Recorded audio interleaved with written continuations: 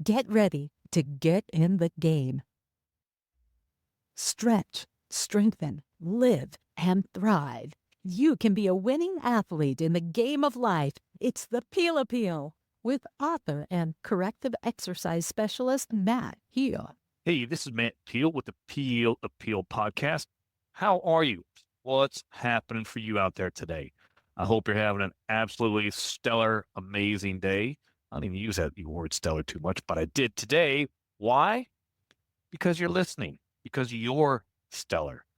Don't let anyone else tell you differently than that, because you're taking time to invest in yourself by listening to me give you some suggestions and way that you can help yourself be better in your own athlete in the game of life, right? Because that's what you are. We're all athletes.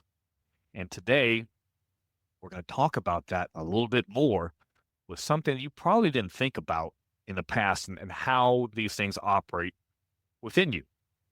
So let me ask you this question here. How do you push a stroller? I picture that. Picture you're pushing a stroller along the sidewalk, busy sidewalk. You got another screaming kid in your other arm. You have people all around you, and you're somehow avoiding hitting those people and running in the back of their heels or hitting them in the knees with your stroller. You make it to work or you make it to wherever it is you're going, and everybody survives. How do you think that happens? Well, we're going to talk about that today because it's something that's going to mesh our brain and our body together and how we control that. Let me give you another example. You got groceries in both your hands. You're just coming in from the car. You got to figure out, how do I now put my key in the front door? Maybe I'm balancing on one foot because I dropped my keys. So I picked up my keys, still hold the groceries, put the key into the doorknob, turn the key, open the door, went in, maybe you went up some stairs or down some stairs and put your groceries away.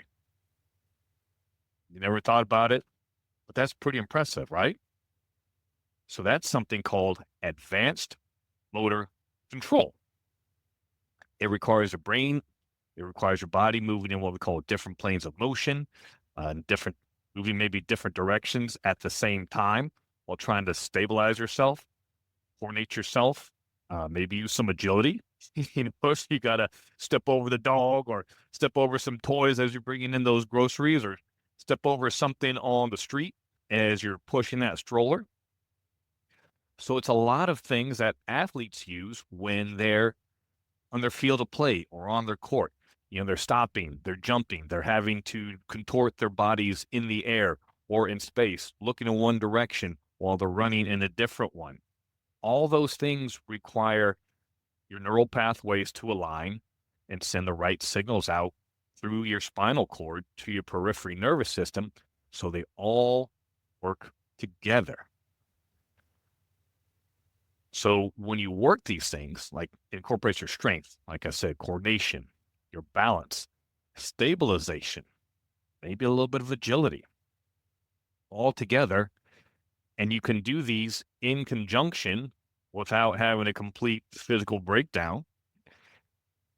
Then it helps you out with activities of daily living, right? Because that's really why we work out. I was talking with a client this morning, as a matter of fact, and he was telling me about his wife, who is a client of mine, that had to pick up a 70-pound bucket of honey. And she works out with me twice a week for, I don't know, a few years now. And even though it was kind of awkward, she was able to pick it up and then load it into the back of her SUV. Well, her mother-in-law just kind of watched and wasn't sure what to even do. So that required a lot of motor control because it was an unbalanced load. She had to squat down, get a grip on it, pick it up, maybe rotate, pick it over ledge, and stick it into the back of the tailgate. So that's why we do motor control exercises. Let's see, what are another example for it? Well, I don't know. Anytime you squat down and pick something up, turn, rotate, maybe put dishes away. Maybe you have to balance on one foot because it's the very top, right? Those are all advanced motor control things that we need to work on in the gym so that it's a whole lot easier for us to do it out there in life. And we're not going, shit, man, how am I going to put this dishes away? How am I going to step over all these obstacles that we have? How am I going to push that stroller and hold the other screaming child in one hand and still not run into anybody? So we want to implement these types of exercises into our workouts. And I've been doing it on my own also and having some pretty good success with it. So I wanted to just share a few of these today, some examples that you can do with your own workouts that implement these things. So a couple exercises that you may be doing already or be familiar with are something called the fire hydrant and something called the bird dog, right? So the fire hydrant, you're on your hands and knees and you're going to lift a leg like you're going to pee on the fire hydrant, right? But without collapsing one side or the other. And you're working your hip muscles while still maintaining stability and not falling. The bird dog, again, you're on your hands and knees. Then you're going to fully extend your opposite arm and opposite leg so you still look like a table and you're just balancing on one arm, one hand, and one knee. And then you bring them back together and then you extend fully again. It works your glutes, it works your core, it lengthens. It's a great exercise, especially if you're sitting all the time, to lengthen your body. We don't need to do more crunching. Put the sit ups away. Never, ever do a sit up again for the rest of your life. They're a waste of time. The bird dog is actually something you're going to need. It's more functional and helps to, again, lengthen your body instead of contract it. So that's a great exercise. You can use both of those as warm-ups. Some of my clients do. Works your hips, right? Extends your hips, get your hips nice and strong and functional. Obviously, a plank. You know what a plank is. That's actually another advanced motor control when you can keep your body as a flat table, whether you want to do it on your elbows and toes or even up in a push-up position.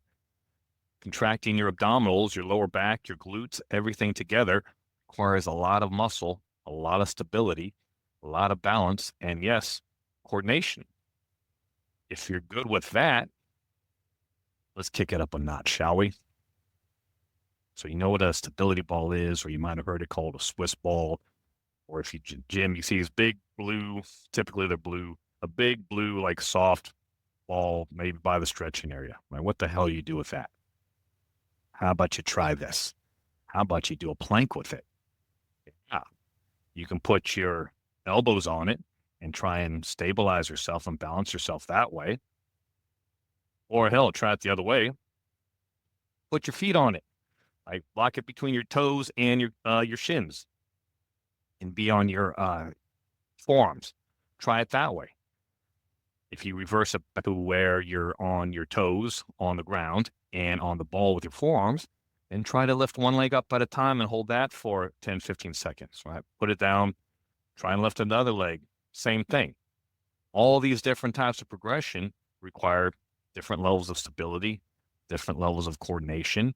Your brain has to develop the pathways to send the signals out for your muscles to fire so that you can do these different types of exercises in what's called multiple planes of motion, which is what life is, right? We don't just do things one way. We're always twisting. We're always turning. We're ducking. We're dodging. If you can dodge a wrench, right, you can dodge a ball. At least that's what's said in dodgeball. But it's kind of true in life. Right? If you can avoid one type of obstacle, you could probably avoid another one, but you got to practice it. How about doing a side plank with your feet on a Bosu ball? That's another great way to kick up that same plank, but have more motor control to it. Have you ever done the shoulder push up with a shoulder tap? So you do a push up, go down, come up, tap both shoulders, go down, come up, tap both shoulders. Those are some great examples of advanced motor control that you can implement as part of a total body workout, core training, maybe a chest day, upper body day, however you want to do your splits. You have opportunities to put in these smaller exercises, even as an active rest is another great way to do it. Want to work on your grip? You You might have heard something called a farmer's walk or farmer's carry. You hold a relatively heavy dumbbell or kettlebell in each hand, stand up nice and tall. You try to walk around the gym or hold on to each for 30 seconds or so. How about you do it with one arm at a time? Make one lap around your workout area with the kettlebell or dumbbell in one hand, and then switch and do a lap with it in the left and then in the right. Another great way to implement advanced motor control into your workouts. So there's a lot of things besides just doing bench and squats and deadlifts and pull-ups and lat pulls that you can use to fine-tune your motor skills, which also prevents you from falling later on in life. Because, right, as we fall, we get more brittle, break things, and as we age, we don't recover as well from them. So try implementing these types of exercises into your workouts. They're great for sports performance, but they're also great for the weekend warrior, or you're a golfer, tennis player, bowler. Maybe you like playing running basketball, running some hoop on the weekends with friends. Doing these types of exercises are going to help you be better in your sport because, again, you have multiple things going on in a golf swing, in a tennis swing, when you're rolling the bowling ball. Right? You're not just stationary and just using one arm or using one leg. You're incorporating your whole body movement to accomplish a task within your games. So definitely try it.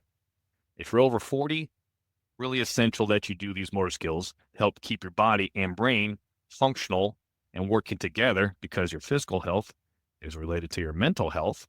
And when you can have your signals and your body be able to fire and your muscles fire in conjunction with each other and balanced, then life is a whole hell of a lot easier for you. I guarantee it. Try them. Use them this week. Those are just some examples. If you're not sure what else that there is, I'm starting to post them on my Instagram, which is Matt Peel CES. Go check it out. And on my Facebook page, Athlete in the Game of Life. Check that out. Also on my TikTok called Strengthen at Your Desk. Check that out. Or you can follow me on LinkedIn, Matt Peel. I'm also posting on there too, so that you can see what they look like and implement them into your regular routine. So give it a shot, give it a try. I promise you're going to benefit from them. All right. I'm doing them for myself. That's how I know. So I don't tell you or suggest something for you to do if I can't do it my damn self. So do them, try them out. I think you'll like it. They're kind of fun and challenging too on top of that. At least I do, but maybe I'm just sadistic. Who the hell knows?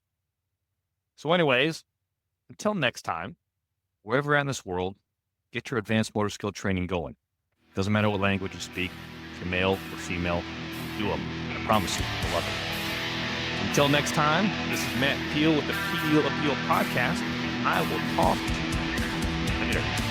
Are you ready to get in the game? Get personal help, sign up for our newsletter, and pick up your copy of Athlete in the Game of Life, the book, all at mattpeel.com. Thanks for listening.